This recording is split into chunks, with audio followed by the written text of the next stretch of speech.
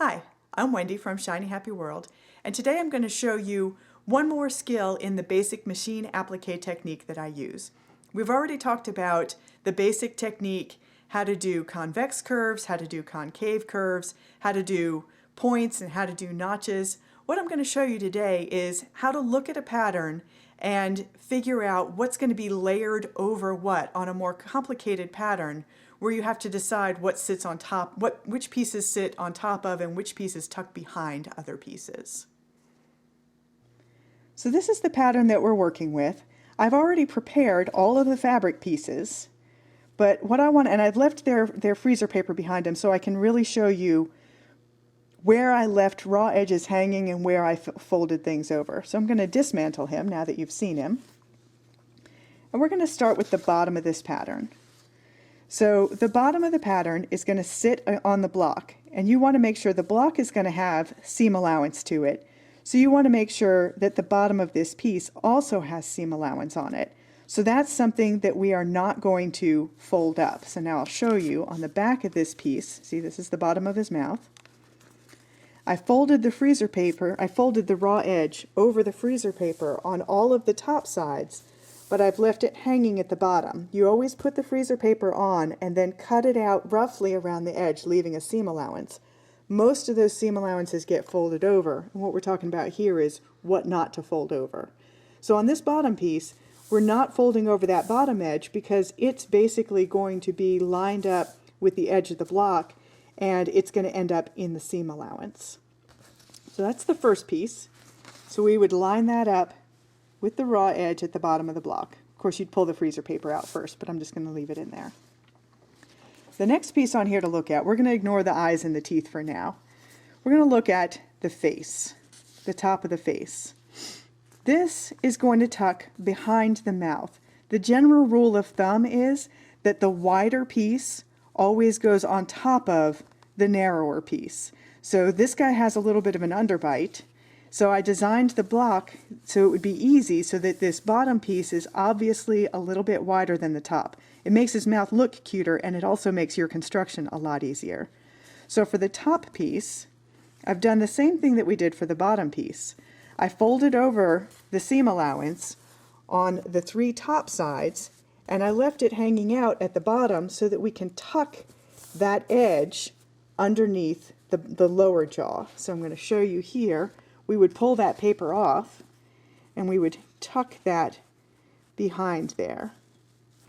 So now what we've got on the block so far is no raw edges anywhere except at the raw edge of the block. So the raw edge of this chop jaw is completely hidden under the clean edge of the lower jaw because the lower jaw is a little bit wider, so that allows it to completely cover that edge.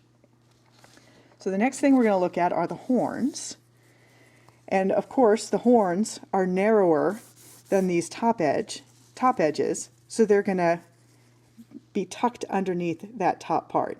It's also going to help to make the horns look like they're growing out of the head. If they were sitting on top of the top fabric, that would look kind of weird. But when I prepared them, again, I folded all the raw edges under the edges that are going to be visible, and the one that's going to be tucked under is what's left out. So that this would tuck behind on this side, and this I prepared the same way. The raw edges folded over and left out just where it's going to tuck underneath the side of the head. So that's going to go under there. And again, we've got that step done. The next part's on here, and now everything that's exposed is a folded clean edge, so that the raw edges of the horns are going to be hidden under the finished sides of the face. The eyeballs are just floating in there, so they're really easy. That's obviously has to go on top of here. So those pieces, I've shown you in another video how to make the eyeballs like this, but it leaves you with a raw cut edge on the back. So just make sure that you're turning them with the clean side up. And then the last piece is the tooth.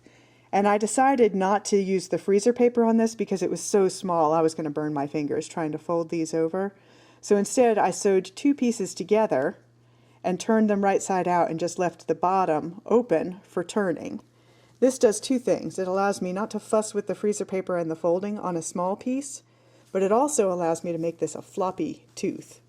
So I'm going to tuck that raw edge underneath the lower jaw, and you can choose. You can either sew it down all the way around that edge, or you can just catch the bottom of it as you sew the bottom jaw in place. And then if this is for a kid, which it probably is, they can flap that tooth and just kind of play with it. So again, the raw edge at the bottom of the tooth is tucked behind the much wider edge of the lower jaw. So that's it. It's actually a pretty easy rule of thumb to remember. Narrower, smaller pieces get tucked behind wider or larger pieces. That also helps them make them look like they're growing more naturally out of the body of whatever you're making. This is also a really good technique to use if you want to convert an embroidery pattern to an applique pattern. Most applique patterns will give you some tips on what tucks behind what, but an embroidery pattern isn't designed for applique. So it's not going to have that kind of instructions for you, but you can easily do that yourself now that you know how to put those layers together. I'm Wendy from Shiny Happy World. I'll see you next time.